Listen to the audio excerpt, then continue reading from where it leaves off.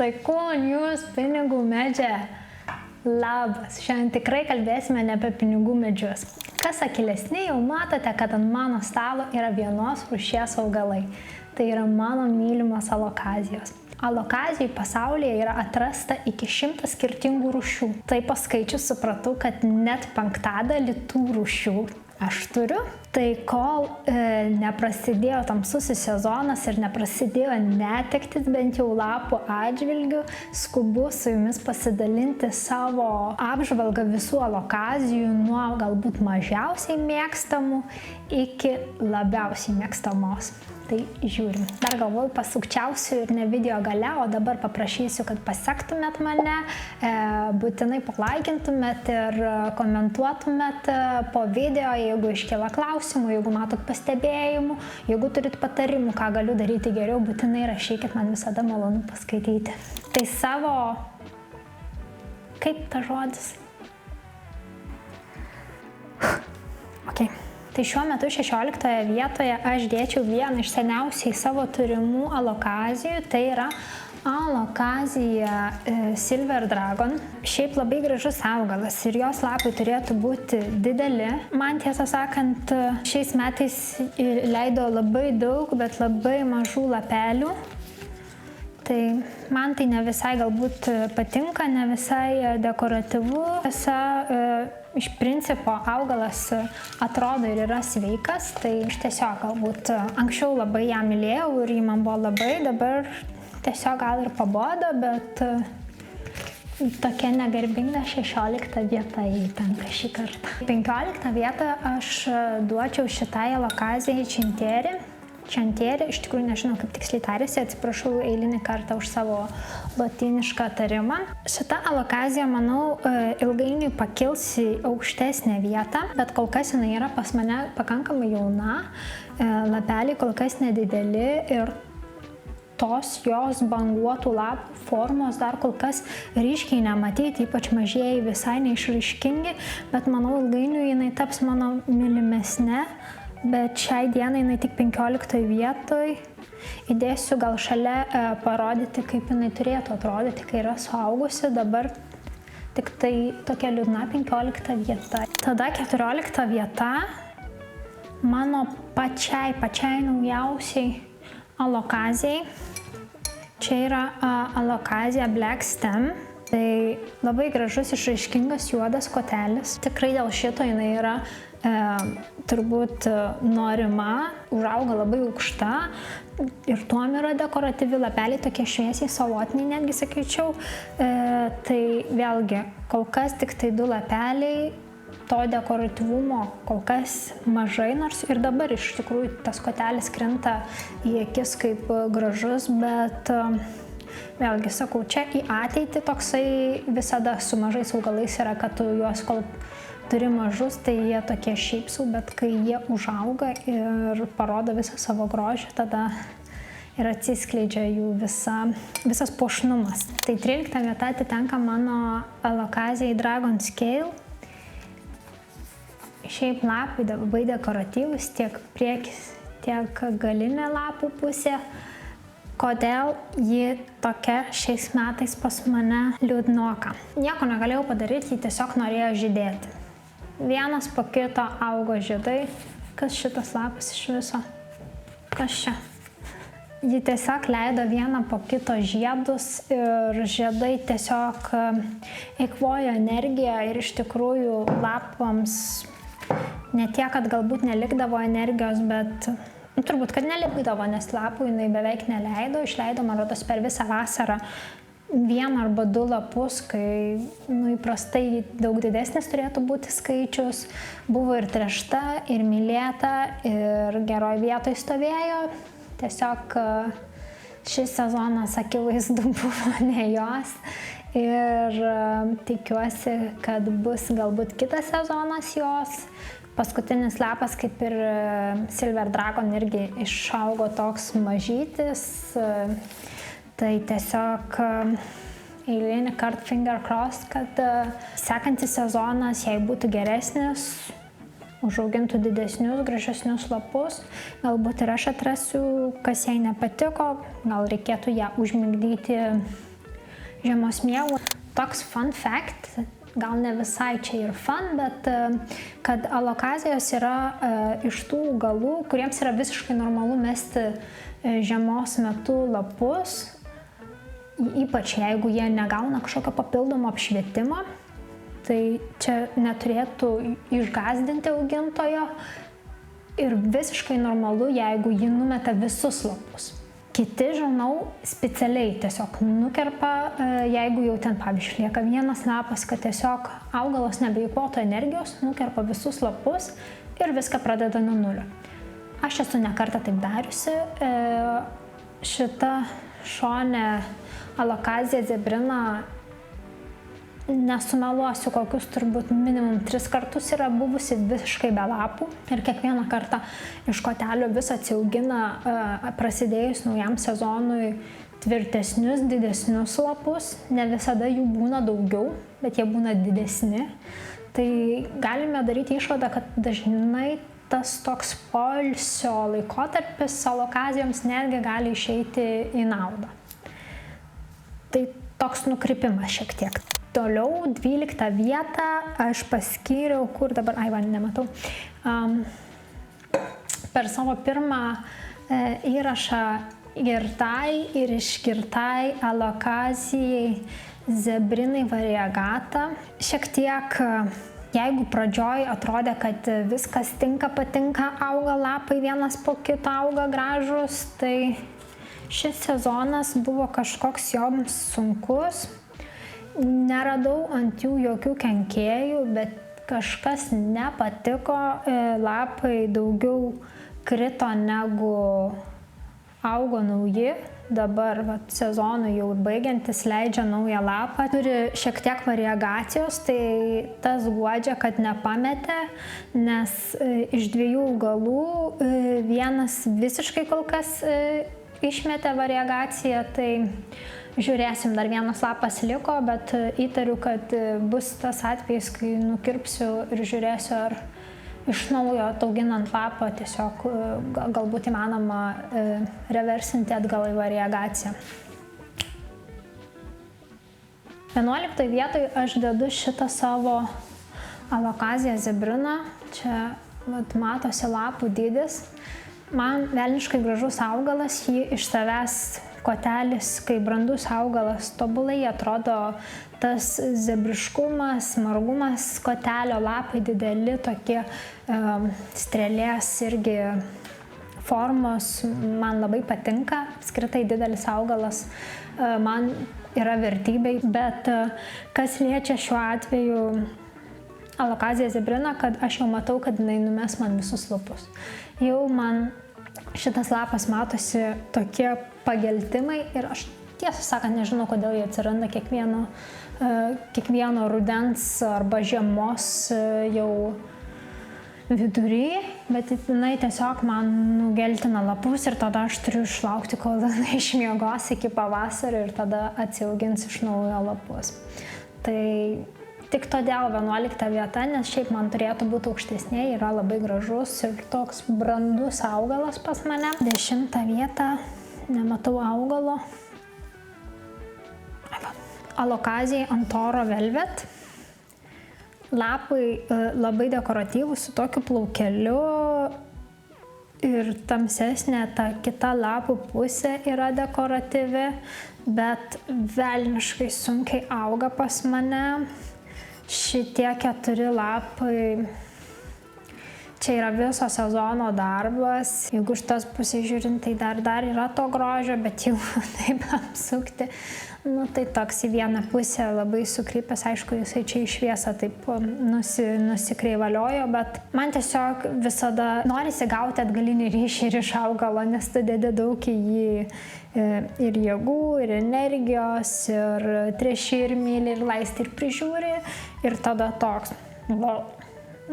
norisi vis tiek to atgalinio ryšio kažkokio, tai nežinau, kartais galvoju, kad gal man reikėtų su ją atsisveikinti, bet tada pažiūriu, kad gal kažkaip išgyvensime, realiai pergyvensime tai ir išauksim, bet kol kas ne ir kol kas ta tokia tik tai Kelinta čia pasivieta. Žinokit, aš žiūriu į užrašus, nes čia man sunkoka būtų viską atsiminti galvoj. Tai 10. Tai kol kas tik tai todėl 10 vieta. Travel Breathe? Tikrai ne. Palaukit, neatsimenu pavadinimu. Sekanti 9 vieta eina Alokazijai Makrorizė Splash. Tikrai ne taip turbūt pasakiau, bet tiek to. Augaliukas irgi įsigijau turbūt vasaros galbūt viduryje. Pirminiai lapeliai buvo labai gražus, tas splešas, daug taškiukų, tokia marga strazdanota. Dabar nežinau, ar dėl to, kad vis mažiau saulės. Jei kažkas jau nebepatinka, bet to splešo vis mažėja. Tai žiūrėsiu, tik smagu, kad lapai didėja, nes kažkodėl galvojau, kad tokia kažkokia mažytė ir bus. Tai labai smagu, kad kol kas augalas tvirtėja, bet, sakau, toks mažėja ir tai mane neramina. 8 vietą paskyriau šitam augalui, Alokazijai Dragon Breath. Tai bent jau vadina, yra dar vienas kažkoks ten tas lotiniškas žodis, aš jo tikrai dabar nepasakysiu, bet parašysiu. Paskutinis lapas tobulai gražus, prieš tai buvę, tokie irgi gražus, bet daug mažesni, o šitas tai toks išaugo tikrai jau, kaip iš kito augalo tiesiog.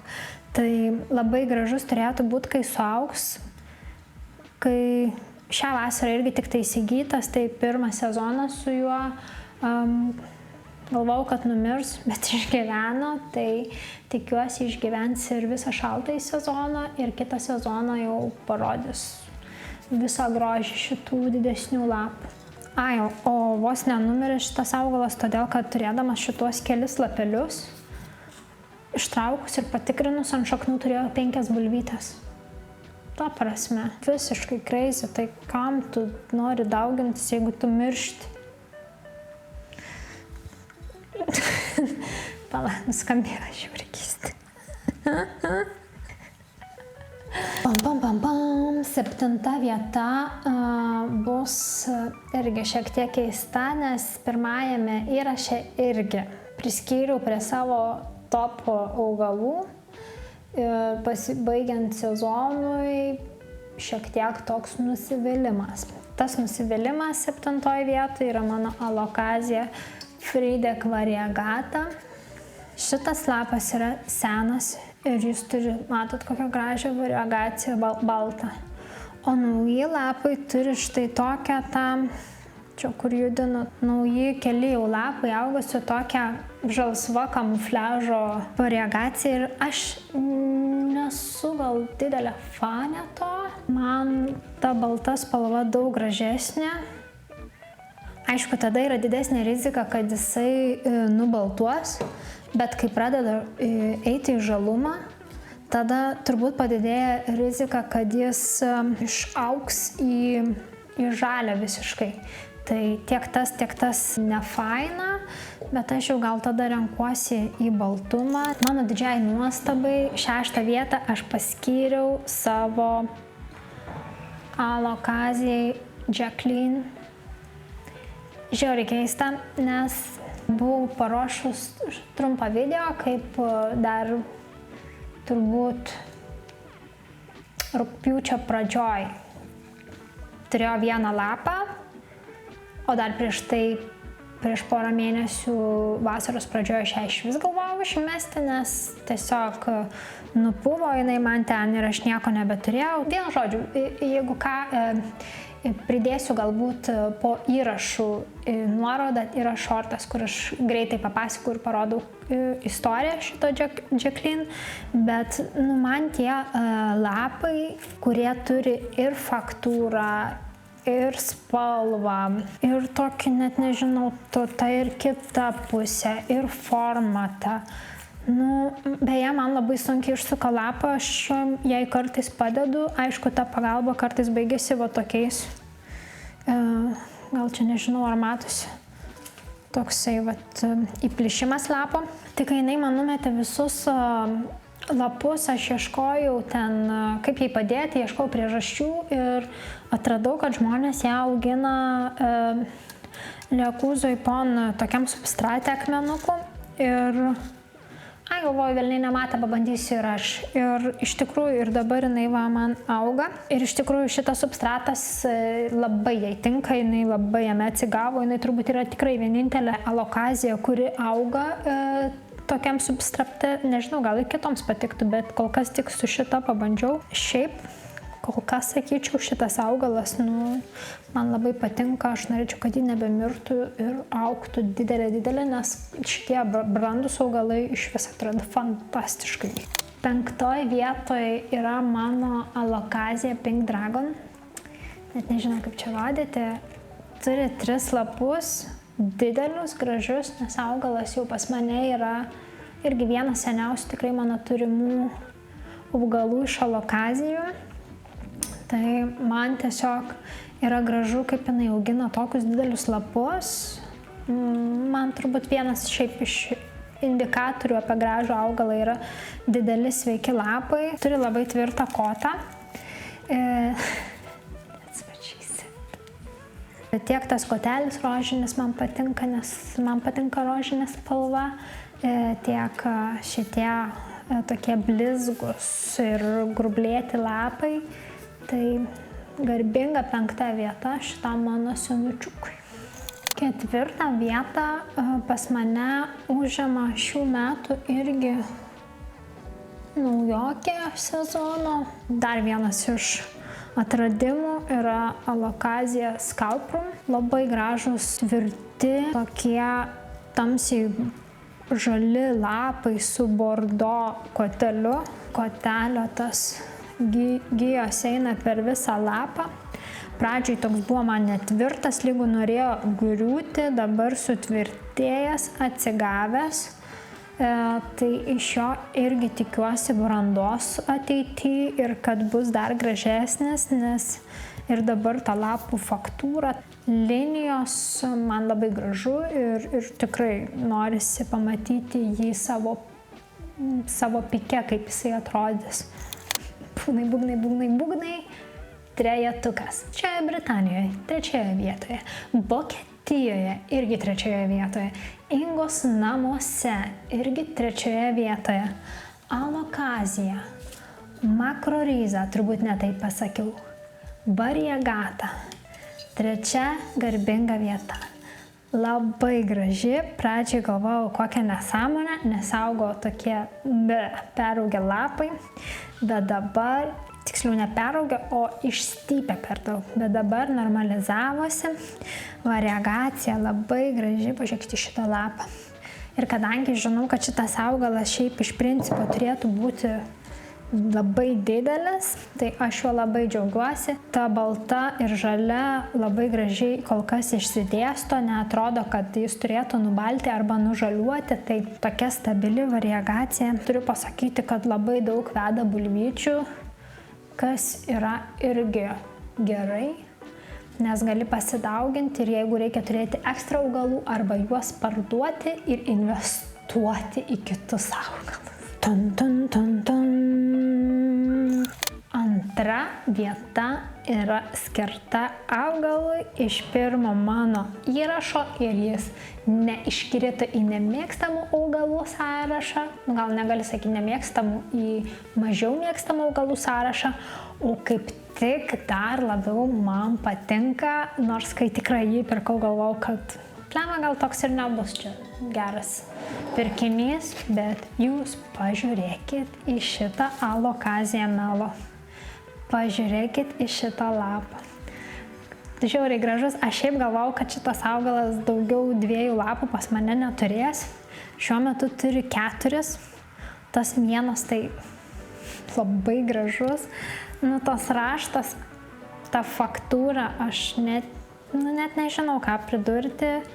Labai gražus, labai sveikas lapas, labai pats išsisuko, nors tokie stori faktūriški lapai, kaip ir Jacqueline.